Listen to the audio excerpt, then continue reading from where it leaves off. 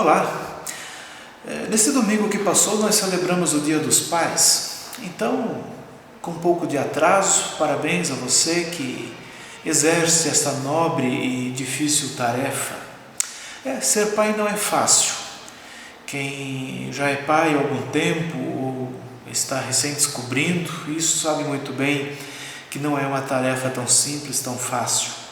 E é por isso que ser pai não tem a ver com o acontecimento, não tem a ver com o título que o homem recebe ao gerar um filho. A isso dá-se o nome de genitor. Ser pai vai bem além disso. Pai é a função que o homem exerce em todo o processo de cuidado e educação dos filhos, que costuma durar em média 25 anos.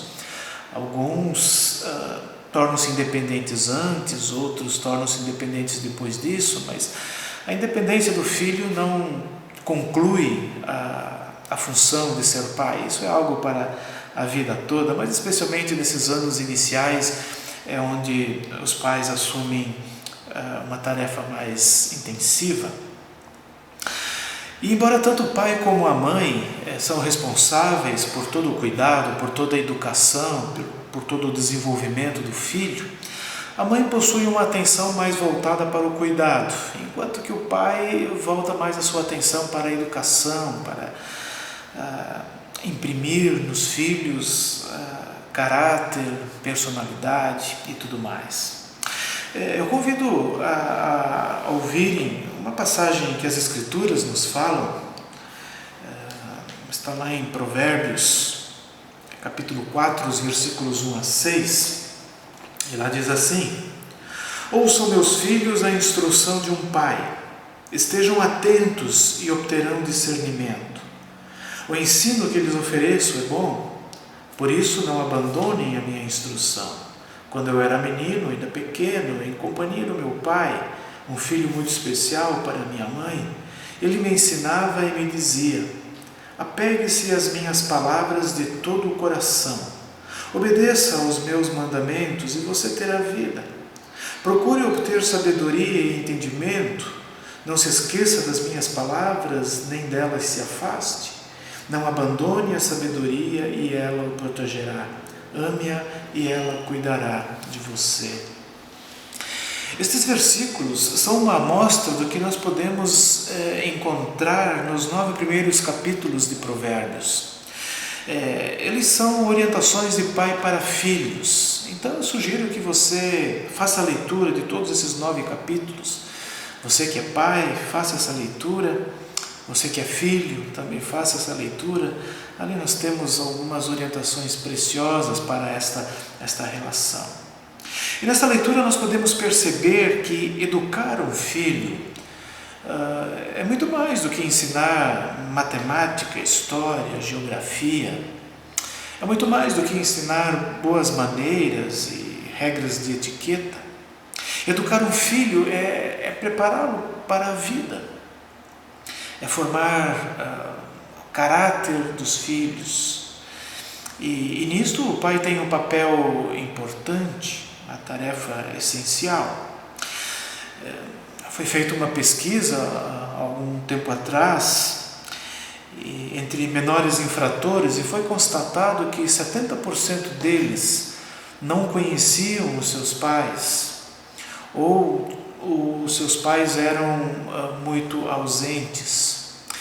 Então esse é um dado que deve nos fazer refletir. Isso deve servir de alerta para a sociedade, para nós como famílias, também como igreja, como pais.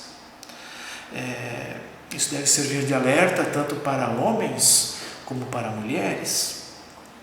A presença do pai, a presença do homem na família é muito importante para que haja uma família estruturada, para que haja pessoas estruturadas e para que haja uma sociedade bem estruturada. Isso não significa que todos os lares onde existe apenas a figura materna sejam desestruturados, mas é muito mais difícil quando apenas a mãe está presente e apenas ela é responsável pela educação e pelo sustento da casa. Então, homens, estejam presentes. Não apenas ponham crianças no mundo. Isso é muito fácil, isso nem sequer merece ser mencionado e dedicado um dia para este fato. Mas é o fato de assumir responsabilidade. E a você, mulher, não busque apenas aventuras românticas.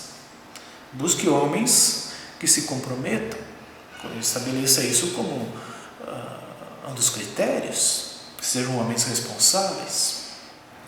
Mas os pais, ou melhor, os homens, não estão falhando apenas em estarem ausentes na vida das crianças e dos filhos. Em geral, nós podemos perceber uma crescente dificuldade dos pais em relação ao seu papel de pai e homem na casa. E isso acontece basicamente por 3 motivos, ou seja, há 3 motivos principais, não são os únicos, mas esses são motivos assim que geram esta dificuldade. Uma primeira, muitos pais, mesmo estando em casa, acham que tudo o que está relacionado aos filhos é de responsabilidade da mãe, da mulher. Este é um equívoco muito grande que tem acompanhado gerações. Isso não é de agora, isso já vem de uma data muito distante, onde vemos que basicamente o homem coloca o sustento em casa, mas ao desenvolvimento do filho, à educação do filho, ao cuidado do filho, é entregue exclusivamente ao cuidado da mãe. A outra dificuldade é pela insegurança e pelo medo, devido ao ataque que a educação familiar tem sofrido nos últimos anos. Há pessoas, inclusive movimentos, que defendem que toda a responsabilidade pela educação das crianças cabe ao Estado. E aí tem transferido, então, principalmente para a escola, toda essa dimensão. E isso tem sido um equívoco muito grave. Aliado a isso, o fato de que também quando os pais exercem uma educação um pouco mais rígida, acabam sendo fortemente criticados. Obviamente que há exageros, mas há exageros de todos os lados. Mas esses questionamentos e essas questões, elas têm também deixado muitos pais meio perdidos, sem saber o que fazer. E uma terceira dificuldade, a terceira coisa que tem dificultado a vida dos pais, a presença e a atuação dos pais, é as exigências financeiras, as demandas financeiras que um filho exige,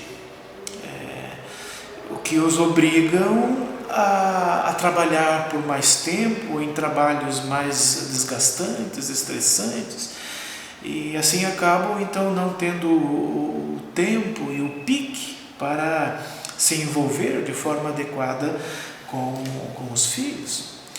Eu recordo do meu tempo de infância, nós recebíamos alimentação, vestuário, uma vez por ano era feita uma compra de 1 ou 2 mudas de roupa, e fora isso não havia muita despesa.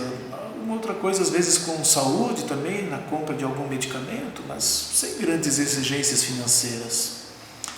Mas hoje é preciso ter internet, é preciso ter computador, é preciso ter celular, roupa nova todo mês, a alimentação tem que ser alimentação de primeira e sempre variada, a gosto dos filhos, e essas coisas vão onerando a vida familiar, e muitos pais então acabam com isso, então se vendo na obrigação de ter que trabalhar mais e não estando assim tão presentes na vida doméstica, na vida da família.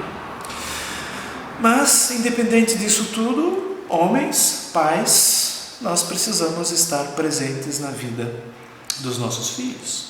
Caso contrário, os filhos não terão o referencial de pai, o referencial de homem, ou buscarão isso em outras pessoas. Há casos que até podem ser benéficos, quando os referenciais que eles buscam sejam pessoas honestas, pessoas de caráter, mas e quando buscam nesses youtubers, influencers e pessoas vazias de caráter, né, buscam nesses os referenciais, sem contar outras questões aí. Então, precisamos estar presentes, precisamos deixar nossa marca na vida dos nossos filhos.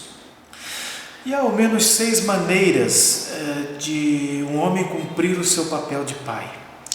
Vou falar de maneira bem resumida, mas uma das formas de sermos pai é sustentando os filhos, provendo o necessário para a vida do filho, habitação, vestuário, alimentação, saúde, enfim, as questões essenciais. Segunda forma de sermos pais é falando com os filhos, dialogando com eles, conversando com os filhos, explicando as coisas, contando histórias da vida, da família, etc. Outra maneira é mostrando. Os filhos observam como os pais agem e vão fazer de maneira semelhante. Então, seja aquilo que você quer que o seu filho seja. Isso é muito importante. O exemplo. Uma quarta forma de sermos pais e bons pais é ordenando, pois nem sempre os filhos tomam iniciativa e fazem as coisas de boa vontade. Então, é necessário, em alguns momentos, o exercício da autoridade paterna. A quinta forma de sermos bons pais disciplinando. Diante da desobediência, do desrespeito e de outras atitudes maldosas dos filhos, faz-se necessário uma correção. Há vários recursos relacionados a isso, mas independente de qual seja, não deixe de disciplinar o filho, dependendo do erro, das maldades que ele comete. Não fique passando a mão na cabeça. É preciso às vezes ser um pouco mais enérgico. A sexta forma de exercermos a nossa tarefa de pai é orando. Orando para que Deus abençoe e orando também para que Deus o livre de todo o mal que nos cerca. Orando também para que Deus guie os nossos filhos nas tomadas de decisões, na busca por formação, por busca de uma profissão, também por esta busca de independência, e para que tenham relacionamentos duradouros e saudáveis. Você tem orado pelo teu filho? Você tem orado pelos namoros, pelas pessoas com os quais eles irão se encontrar ao longo da caminhada? Pense nisso e ore por isso. Por fim, além do apelo para que os pais ocupem o seu lugar, a leitura de Provérbios, tanto essa que nós fizemos, esses poucos versículos, mas também os 9 capítulos iniciais de Provérbios, também fazem um apelo para que os filhos escutem o seu pai, escutem aquilo que o pai ensina. Na infância isso é mais fácil, e os filhos, quando pequenos, eles veem os pais como heróis, como pessoas sábias.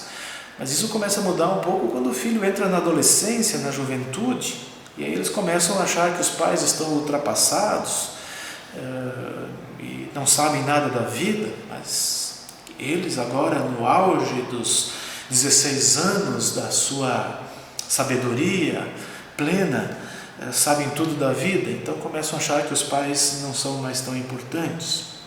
Então fica a dica a você que é filho: ouça a instrução do seu pai e busque sabedoria. Isso vai te livrar de muitos problemas, acredite, de muitos problemas. E este é um ótimo presente para o seu pai. Honrá-lo, respeitá-lo, se importar com ele, dar ouvidos ao que ele ensina. E que o Senhor nos abençoe e nos guarde em todo este processo. Amém.